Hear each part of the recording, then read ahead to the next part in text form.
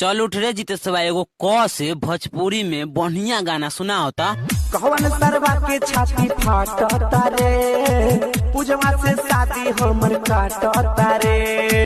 दत साला लड़का लड़की राजी त का करिहन गांव के काजी, साला दूसरा के का छाती फाटी, साला लेके भाग जाइए बैठ साला। चल अब तेहू उठ रे निकुआ, एगो ख से भोजपुरी में एकदम बढ़िया गाना सुना होता। खाली का जोहर के बोलिया रे, बड़ा याद आवे वो कर बोलिया रे।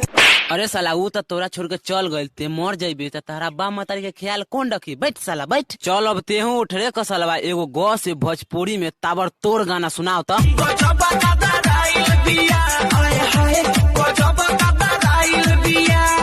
जा रे साला। बहुत भैल हिंदी इंग्लिश विज्ञान के पढ़ाई, आज कुछ टेस्ट लेब। हमहू के गर्व होई कि हे मन सबक पढ़ावल लड़का कितना तेज बड़न सन। चल रे लखेदुआ खड़ा हो जो, ढोढ़ी की परिभाषा बताओ। ढोढ़ी एक ऐसा अंग है जो ढेर सारा जुर्म सहने की क्षमता रखता हो। जैसे हम तो ढोढ़ी मुननी पियरी माटी से पियवा खोदे काटी से। समियाना के चोप तोरा ढोढ़ी में घोप, ढोढ़ी पे FIR भइल, ढोढ़ी में बियर ढार के तबला कायल देवरा ढोढ़ी चटना बा। ई सब चलते रहा, तबला के आ गए कि हमारा ढोढ़िया पर धान पीटा राजा जी। धान पिटाईता रहा, तबला के आ गए में खेले वाला ऑनलाइन गेम बा। हमारा धोनिया में 32 GB रैम बा। तुम्हारा गाना है सैया दिलवा ले गईले बोतल में कस के। Roll camera action.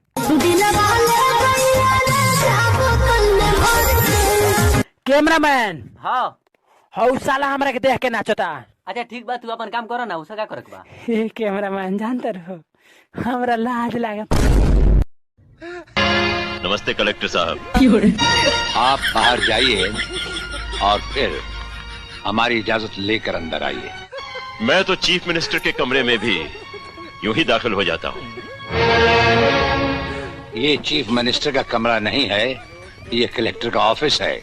आप बाहर जाइए और अपने नाम और काम की चिट भेजिए। ओके साफा तो ढोड़ी के खिलवारे बुझ ले बड़ा है। कबो चाटा तारा, कबो कुआं कइले बड़ा, अब थ्रेसर चलावत रहे। अब हिदाए हम कामना फेर में बाड़ू लिया तोरा करी मन जोक लिया तो काम करत।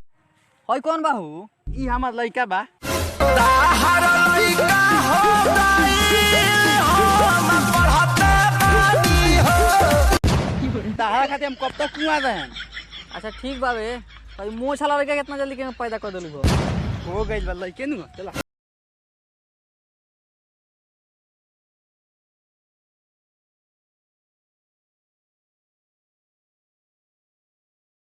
यस हाँ में ही जहाँ आओ तनी रुक। कितना में देबू? 500 लूंगी और रात भर दूंगी। बाप रे, रात बना चाहिए हमारा, आधा घंटा चाहिए, हम दुबराई जाए रात भर में। चलो ए भैया, भौजी के पेटो काहे निकलल बा? प्रेग्नेंट बाड़ी। प्रेग्नेंट के मतलब का होला भैया? अरे गर्भवती बाड़ी।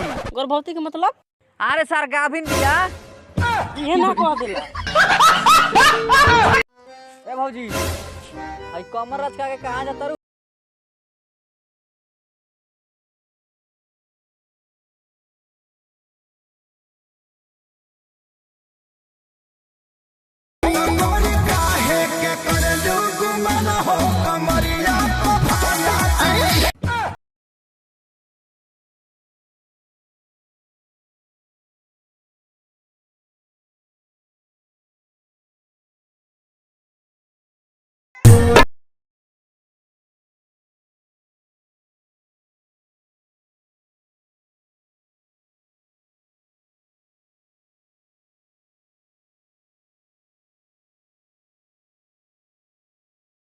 अब तू बैठ, चल अब तू चस सुनाव रे।